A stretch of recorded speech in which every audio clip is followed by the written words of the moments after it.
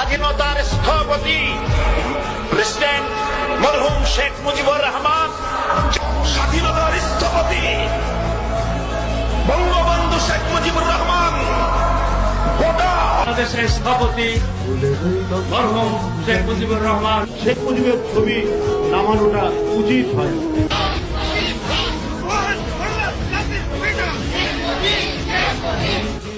মানে বাংলাদেশ বঙ্গবন্ধু একটা স্বাধীন দেশ, যার জন্ম না হলে আমি সেনাবাহিনী প্রধান হতে পারতাম না, যার জন্ম না হলে রাষ্ট্রপতি হতে পারতাম না, যার জন্ম না হলে এই সংসদের বক্তব্য দিতে পারতাম না। বাংলাদেশের রাষ্ট্রের স্থপতি ও জাতীয় ইতিহাসের শ্রেষ্ঠ সন্তান মরহুম শেখ মুজিবুর রহমানের প্রতি শ্রদ্ধা নিবেদন করছি।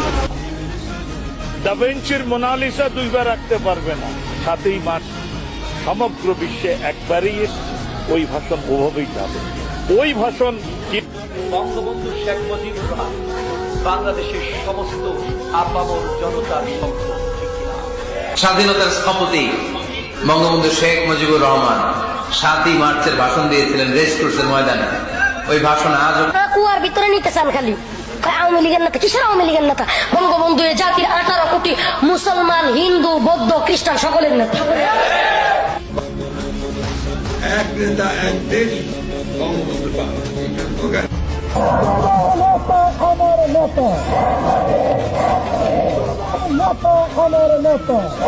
আওয়ামী লীগ দেশের স্বাধীনতা